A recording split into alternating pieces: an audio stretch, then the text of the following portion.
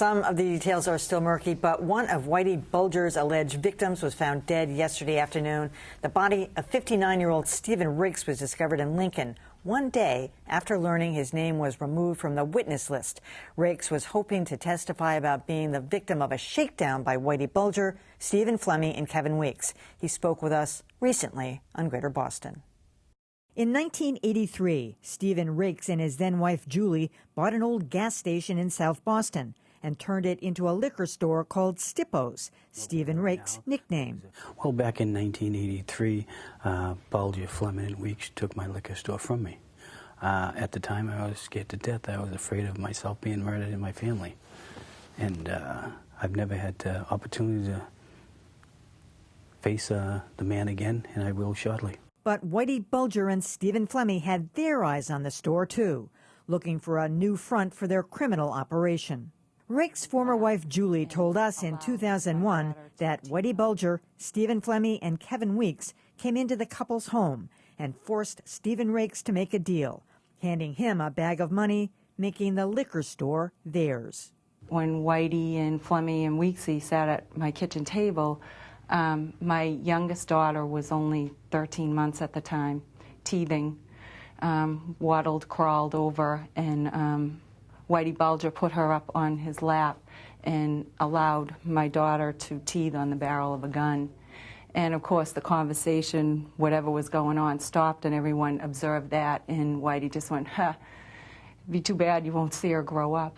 Just a month ago, Stephen Rakes said he was looking forward to confronting Whitey Bulger in court. Are you looking forward to having an opportunity to look Whitey Bulger in the eye? I am. Very anxious to do that.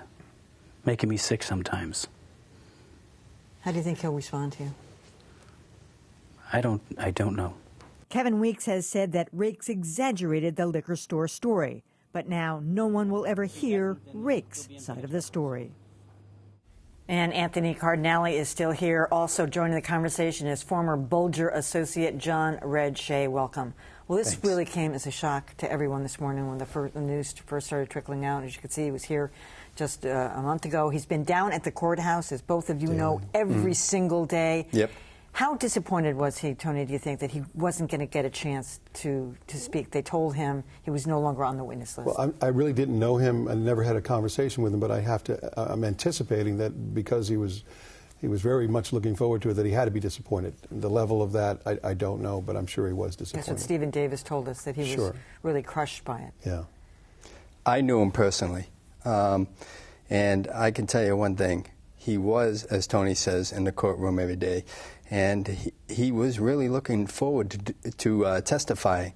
As I said last week with you, you know, the twisted testimony by Kevin Weeks on the shakedown, and he was very adamant that he was going to set that story straight, and then he found out, obviously, that he wasn't going to be able to testify. And here we are here today talking about his death.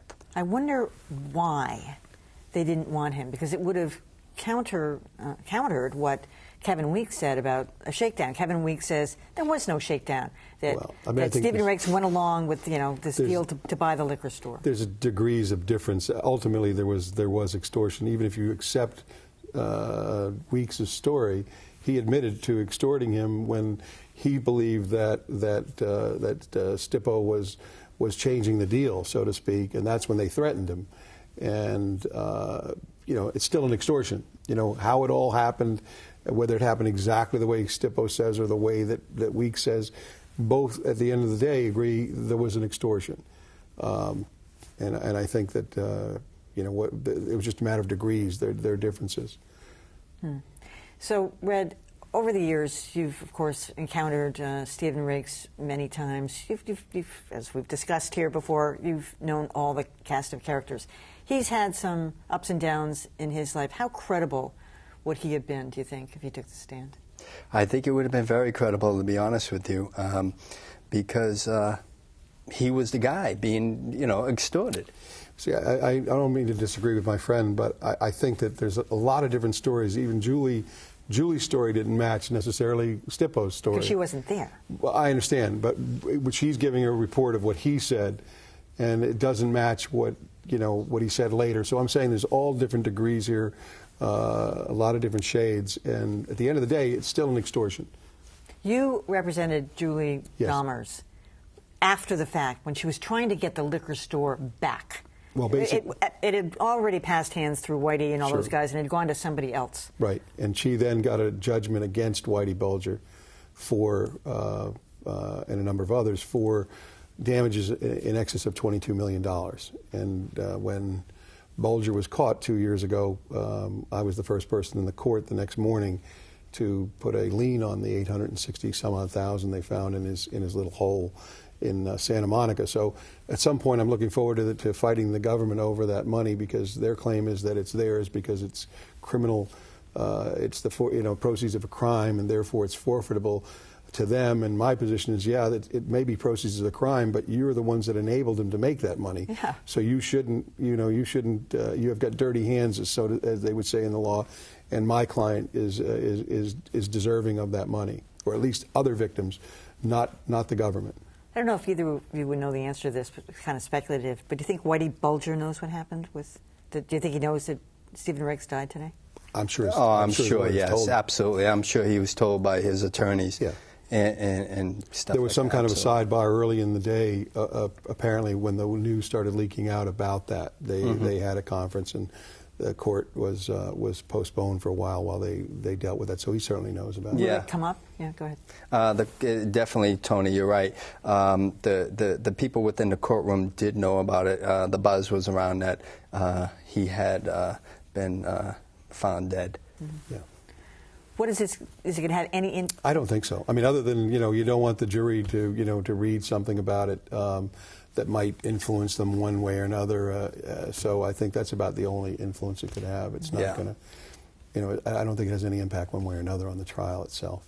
Just going back to what you were saying before, though, you think he'd be more credible than? I beg to differ with Tony, even though he's my attorney, and I usually listen 99% to what he says. I beg to differ because he was the guy being extorted.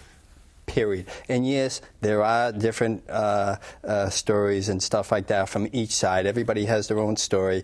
But I think what had been proven from the testimony part of it and brought back to Mr. Weeks's testimony, and then him saying, yeah, I did say that, and it being said, why did you change your mind, or change it then? Because I didn't like him. And that's how Kevin Weeks is. If he doesn't like you, he's going to say negative things about you. So I feel as though that I have to say, I'm going to lean towards Rakes on that one. Now, we should say that there was no foul play suspected, no unusual marks on the body. He was wearing the same clothes that he has been wearing, apparently, when he disappeared. But all of us are sitting here, and the audience out there thinking, this is awfully coincidental. Although he didn't have, the only other thing is he didn't have any identification on him.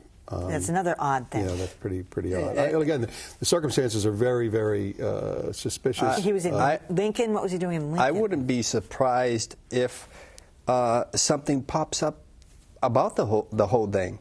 Maybe something comes up and they have some type of, I don't know, information that was left behind by him or something to that effect. Who knows? We don't know, but at this moment, but I'm sure they know a lot more. There's a big investigation going on, obviously, now. They're going to uncover whatever there is to uncover. Right now, it's it could be weeks before the cause of death is determined. Sure. And once again, you think it's going to have absolutely no bearing on? No. None whatsoever. Right. Why, were you in court today, by the way, for the Fleming testimony? I wasn't, but I was listening to all the tweets, and I was advised by my attorney, Tony, not to go for good reasons. But I have to say, and I've said this before, the nail in the coffin is Stevie Fleming for Whitey Bulger. He should have conceded today. He should have just got up, put his hands up and said, I'm out of here, you win. No mas. No mas, like Roberto Duran did the Sugar Ray Leonard. No, You're talking about Whitey Bulger. Yeah, correct. Exactly. I mean, it's just, that's what Tony said, too. Yep. I mean, Steve Fleming, and I know him back from the hearings in the 90s, from 95 on, 94, December, when he got arrested, that I know him pretty good, and he's going to be a very, very, very important and very convincing witness. He seems to be in shape. He's ready to go. And I think they're going to have their hands full and more. All right. Nail in the coffin. Why coffin. were you advised not to go to court? Tony? Well, I know John. I'll let Tony answer that. I can only imagine. John's not, they call him Red not only because he's got red hair, he's got quite a temper, and there was no need for any kind of put himself in a situation where he's going to run into I don't want to be part of that circus where they're yelling back at each other and foul language and stuff. I've evolved. So, as an individual. Yes, so, there you go. And I didn't want him to revert. All right. Well, we're looking forward to tomorrow's testimony and the mystery about Stephen Rakes, Red Shea, and Tony Carnelli. Thank you so much for coming. You're welcome.